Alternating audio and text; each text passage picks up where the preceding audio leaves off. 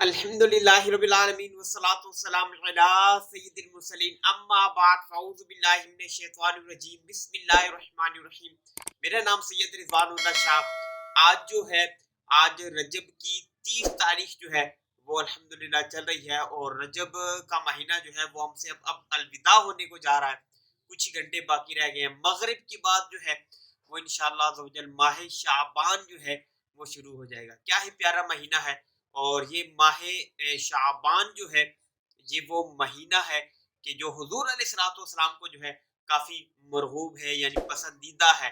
اور ایک ارشاد ہمیں یہ بھی ملتا ہے کہ رمضان جو ہے، یعنی حضور علیہ الصلوۃ والسلام کے ارشاد کا مضمون ہمیں یہ ملتا ہے کہ رمضان جو ہے یہ اللہ کا مہینہ ہے، اور شعبان جو ہے یہ میرا مہینہ ہے۔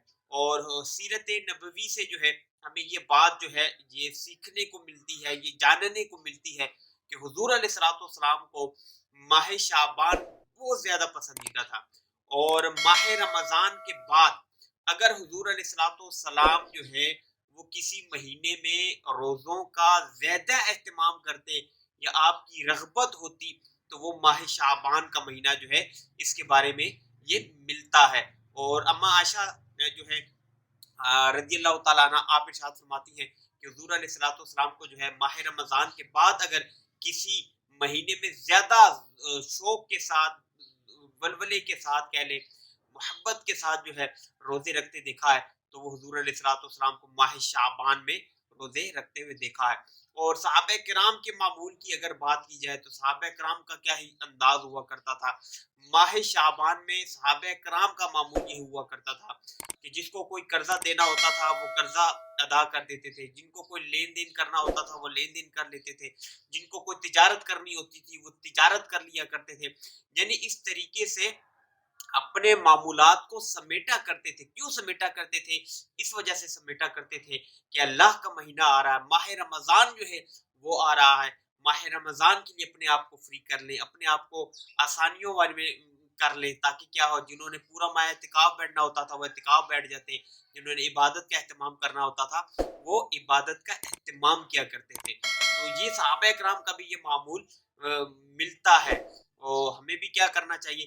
ماہ شعبان آ رہا ہے، اور یہ بھی ایک ملتا ہے کہ ماہ رجب جو ہے یہ بیج بونے کا مہینہ ہے، ماہ شعبان جو ہے یہ آبیاری کرنے کا مہینہ ہے، اور ماہ رمضان جو ہے یہ فصل کاٹنے کا مہینہ ہے۔ جی ہاں، ایسا ہی ہے کہ جو ہے عبادت کا بیج بوئے گا ماہ رجب میں، اور پھر ماہ شعبان میں جو ہے اپنے آنسوؤں سے سیراب کرے گا، روئے گا، رب کی بارگاہ میں روئے گا، گڑ گڑائے گا اخلاص کے ساتھ، تو کیا ہے وہی پھر رمضان کی برکتیں کاٹے گا۔ جس نے رجب میں کوئی بیج نہیں بویا اور شعبان میں پھر کوئی عبادت کر کے ابیاری نہیں کی، اپنی فصل کو پانی نہیں دیا، وہ رمضان میں برکتیں کیسے لوٹ سکتا ہے؟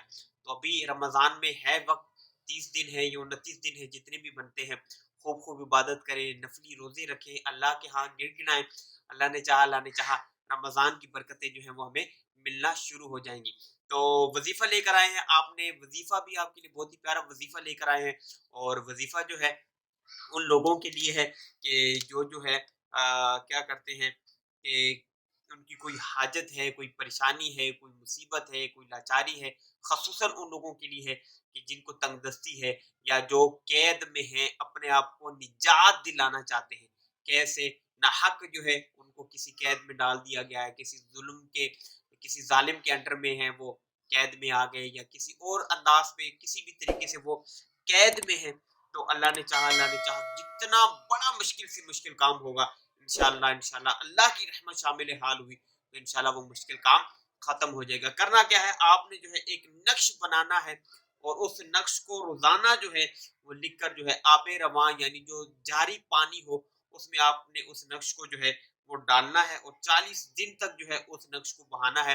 اللہ نے چاہا جتنی بڑی مشکل ہوئی، آپ قید میں ہوئے، جتنا مرضی ظالم شخص ہوا، اور کوئی دنیاوی حاجت ہے، اور کوئی دنیاوی مصیبت ہے، اور کوئی دنیاوی مشکل کام ہے جو آپ سمجھتے ہیں کہ نہیں ہو سکتا، یہ عمل کریں، انشاءاللہ اللہ کی رحمت شامل حال رہی۔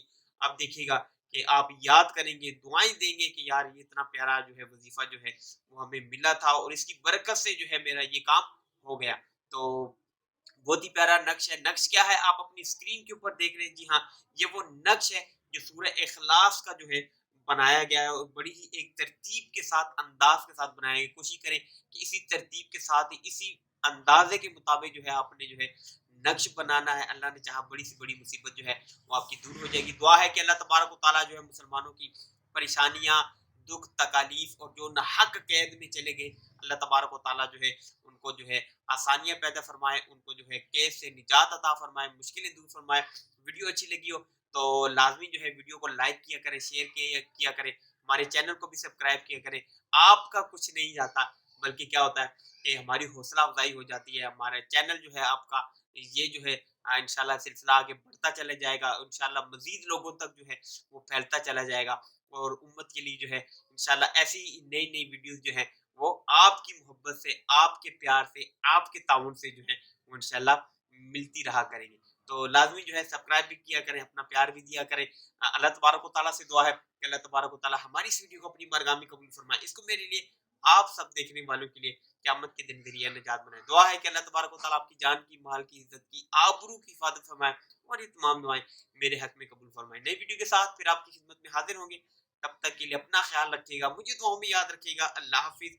السلام علیکم ورحمۃ اللہ وبرکاتہ.